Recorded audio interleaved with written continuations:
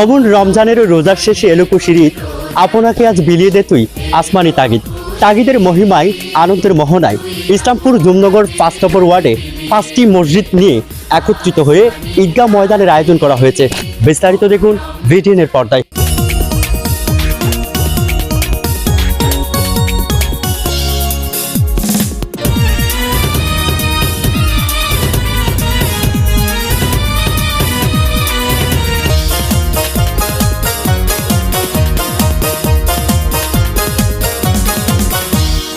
পবিত্র ঈদ উল ফিতরের আনন্দকে আরও মুখরিত করে তুলতে ইসলামপুর 5 নম্বর ওয়ার্ড 5টি মহল্লা মিলে বিপুল সংখ্যক ধর্মপ্রাণ মুসল্লিদের নিয়ে জুমনগর দারুল ইত্তেহাদ দাখিল মাদ্রাসা প্রাঙ্গণে এক বিশাল জমকালো আয়োজনে ঈদগাহ ময়দানের আয়োজন করা হয়েছে। সাজানো গেট, দুধারে বেলুনের সারিবদ্ধতা, একটু হাঁটলেই ময়দানে আবাদতরত ধর্মপ্রাণ মুসল্লি আর চারদিকে প্রাণবন্ত খুশির আমেজ যেন মনে করিয়ে দেয় সোনালি সেই আনন্দঘন অতীত।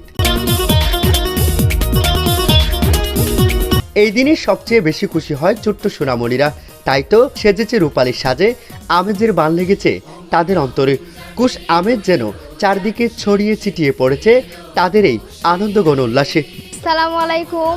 দেশ ও প্রবাস থেকে বাহিরে এবং কাছের মানুষ যারা আসে সবাইকে আমার পক্ষ থেকে ঈদ মুবারক। ঈদগাহ ময়দানে অনেক মসজিদ মিলে এখানে ঈদ উদযাপন করেছে, আমারও অনেক খুশি লাগতেছে।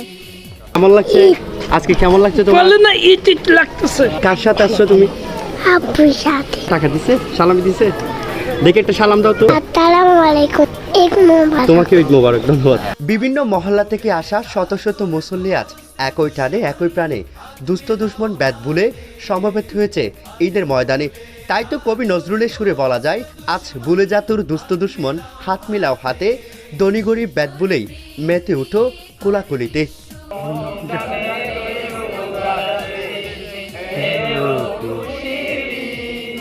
রাসূলের সুন্নাহ আজ বিলুপ্ত প্রায়, সে সুন্নাহকে জীবন্ত রূপ দিতে জুমনগরের স্থানীয় জনসাধারণ ও তরুণদের নিয়ে এই আয়োজিত মহতি উদ্যোগ। তাই তো আজ এই বিশেষ দিনের বিশেষ মুহূর্তটাকে এভাবে সাজিয়ে উপহার দিতে পেরে খুশি এলাকাবাসী ও আয়োজকরাও। আল্লাহ রসুলের সুন্নতকে আবার জীবিত করার চেষ্টা করেছি। আমাদের এলাকার যুবক ভাইয়েরা এবং মুরব্বিয়ান নিজাম অনেক চেষ্টা কষ্ট করে আমাদেরকে সেই মৃত সুন্নতকে জীবিত করার জন্য এবং দাইমি সুন্নত করার জন্য অনেক প্রচেষ্টা চালিয়ে যাচ্ছে। আদায় করছি, রাসূল সাল্লাল্লাহু আলাইহি ওয়াসাল্লাম ঈদের সালাত আদায় করেছেন বলেই, যেহেতু এটি সুন্নাহ, আল্লাহ নবী সাল্লাল্লাহু আলাইহি ওয়াসাল্লাম ঈদের সালাত যেভাবে আদায় করেছেন ঠিক সেভাবে আদায় করাটাও কিন্তু সুন্নাহ। রাসূল সাল্লাল্লাহু আলাইহি ওয়াসাল্লাম তিনি মসজিদে নববীর পাশের একটি জায়গায় বথান নামক জায়গায় যেহেতু তিনি ঈদের সালাত আদায় করেছেন, মসজিদ আদায় করেননি, ঈদগাহের ময়দান আদায় করেছেন, ঠিক তদ্রূপ আমরা ঈদের সালাতটা রাসূল সাল্লাল্লাহু আলাইহি ওয়াসাল্লামের সুন্নাহ হিসেবে মসজিদে আদায় না করে বিশাল এই ঈদগাহ ময়দানে আমরা আদায় করছি। প্রথাটা চালু করে আসছি। এই যে বিলুপ্ত প্রায় একটা সুন্নত আমরা জীবিত করার চেষ্টা করেছি এলাকার প্রায় 5 মসজিদের মুসল্লিরা মিলে।